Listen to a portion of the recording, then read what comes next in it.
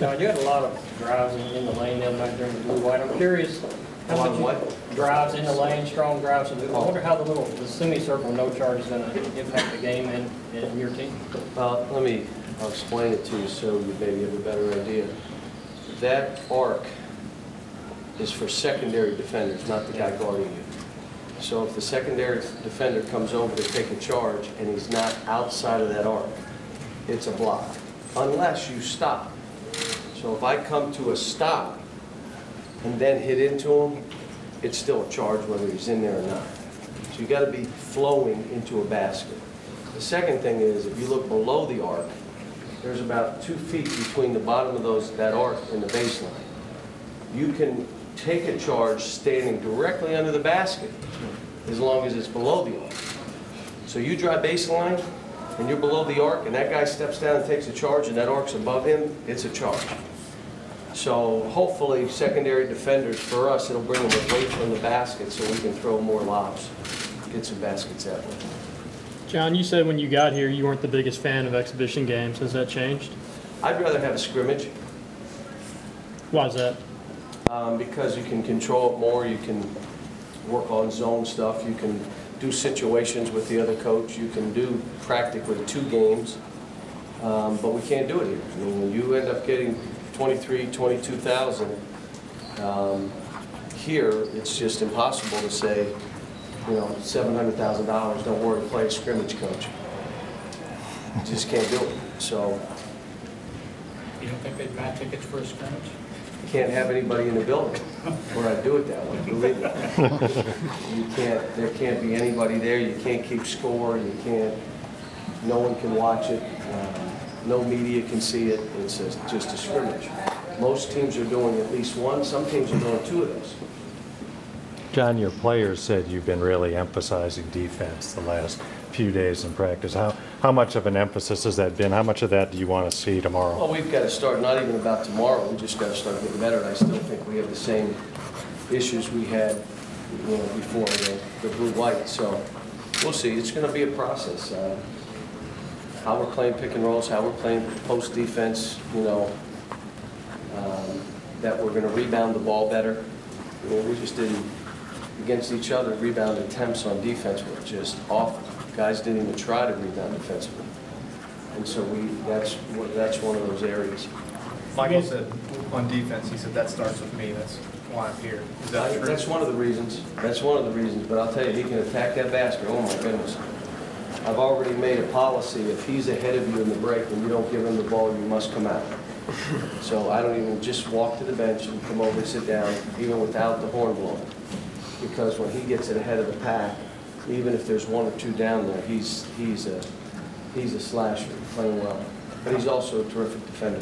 How important is tomorrow night for your point guard? I know you were able to stop and kind of teach more in that scrimmage, and then tomorrow will be the flow of the game type situation. Yeah, he's got to learn. It'll be good. He needs more games just to learn. It's just like all of these point guards I have. You can talk them through it, you can drill them, but until they get in there and feel it, when to pull back, when to push it, when to attack, when to shoot a jumper, when to throw the lob.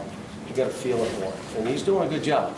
It'll be interesting to see how he does tomorrow. Do you anticipate having to play traffic cop as much with regard to the pace of the game as you did blue-white, or are they getting a handle on it? I don't know. We'll have to see when the game starts. John, Mitchell was saying on SEC Media Days how appreciative he was of how much you've been involved with the women's side of things too, giving them encouragement, just offering help and support. Why has that been so important to you to be involved with other programs on campus, not just men's basketball? It's not that it's important to me. I've just done it everywhere I've been.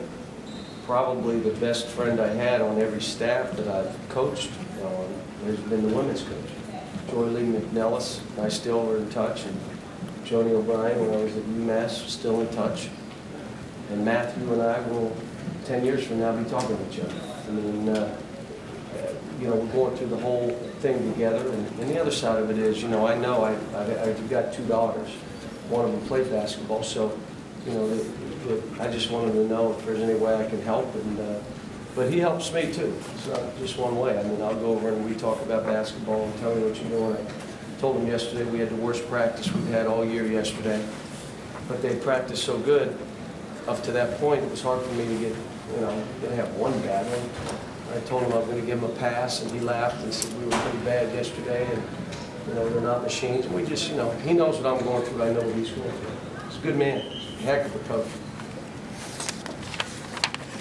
John, tomorrow night's the first time only 5 will be out there at a time. Is there anything the young guys can learn about what you're trying to teach from sitting on the bench watching what's happening? Those kids would be so anxious to get in the game, I don't think they're going to listen to anybody. And they're all 4 of them are really good. Kyle Wilshire's a really good player. And he's a really good player. Just such a good feel. And runs the court, plays off his teammates. Obviously, Anthony, coming up with a new zone offense, one that I've never used before. Standing him under the basket, the rest of you move around, and you can throw a lob, throw it to him. You're laughing. I mean, he's just, he had his teeth on the rim the other day. I'm like, oh my gosh. So, I mean, and Michael's practice 2 days ago was ridiculous. I mean, it was as good as any practice I'd seen from any player I coached. But it's, what made it so good, John? What separated it from? Just vicious. He drilled baseline, got by 2 guys. 2 guys grabbed his arm. He went to shoot it. Anthony pinned it against the glass and hard. It came down. He got it. Someone else blocked it. He got it. Laid it in. I just stopped practice. I went, you've got to be kidding me. I said, listen, if you go in there with him, you better be kicking, biting, doing whatever, because he is coming back at you. And that's the kind of viciousness you want guys to play with. And that's what he plays with.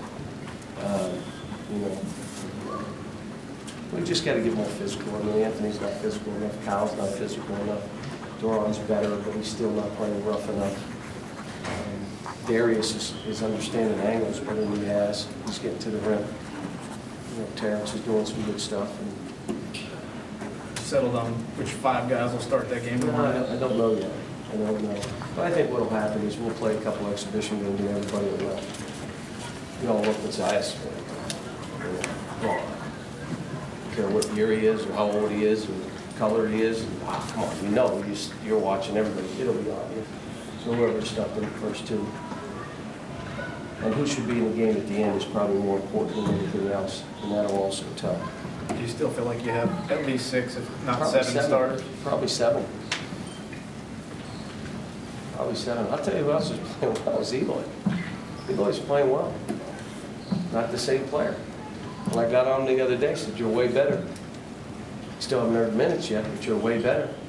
So he started coming in and doing extra conditioning and coming at night doing extra shooting, and guess what? All of a sudden you say, Eloy's trying to eke his way in there. But you earn it. You go take some of these minutes. When your opportunity comes, you don't say, I should have got more minutes. Why didn't I put, no, you earn more. And that's the fun thing when you're coaching, when you see guys catch it and understand it. One of the things I told him, and I said it again, if it takes me to build your self-esteem and self-confidence, the minute I get on you, and I do, and I will, it takes it away. When you build your own self-esteem and self-confidence and self-worth by what you're doing and how hard you're working, and that you yourself know you deserve to be a player and deserve to play well, there's nothing I can do to take that away. And that's what I'm trying to tell all these guys. You earn that. You develop that. It's not somebody developing that stuff for you. So. You said you mentioned that you'd rather have a scrimmage, but what do you expect to get out tomorrow night playing something? Oh, this will be fine. I mean, I watched them on tape. They're really organized. They play rough. They run good stuff. They make you make decisions on what you're going to do. They shoot the ball well. They're good. I mean, this is not what happens in a scrimmage is I get to stop it. We're going 5 minutes here, and this is what we're going to do to each other. I'm up 6 with the ball. Okay, now I'm down 6 with the ball.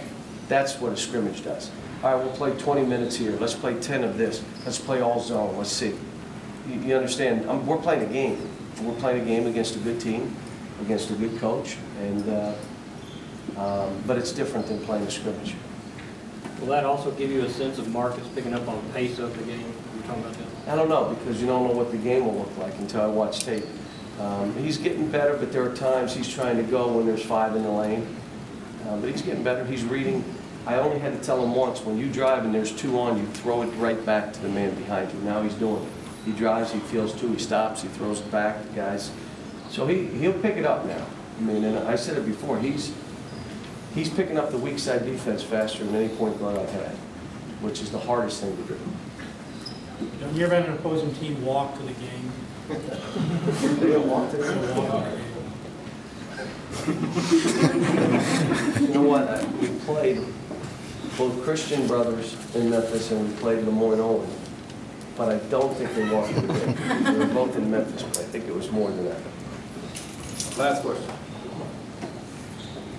How did it feel to be the transient parent of the year, even though you weren't there at the camp? Yeah, that was funny. Brian, you know, he just said, hey, we'll introduce our teams and our staffs. And so I didn't have anything prepared to say. So I'm sitting there, and all of a sudden, he's saying one funny thing after another, and he keeps going and going. He starts pulling out trophies. I looked at him, give me your pen. So I have something to say. What am I going to say? But he's a funny, he and his father have been so good to me, and his mother and his wife have been really nice people, and you know, they're excited. You know, and I told them that night, you understand, first of all, you're the first university west of the Alleghenies in our country. Second thing, one of the founding fathers was Henry Clayford, that's us, to put this thing together. The other thing, look at the coaches that have been there. And then the importance to the city, I know because everywhere I go, someone's saying it's a good thing you're doing. Coach, thank you for playing Transy. You know, I got emails and notes, you know, so you understand that, you know, their university is a part of the fabric of this city, and always has been, just has been. So I'm glad we're playing the game, and like I told them, we hadn't played it in 100 years, and if they beat us, it'll be another 100 years. We'll play it again, so thanks.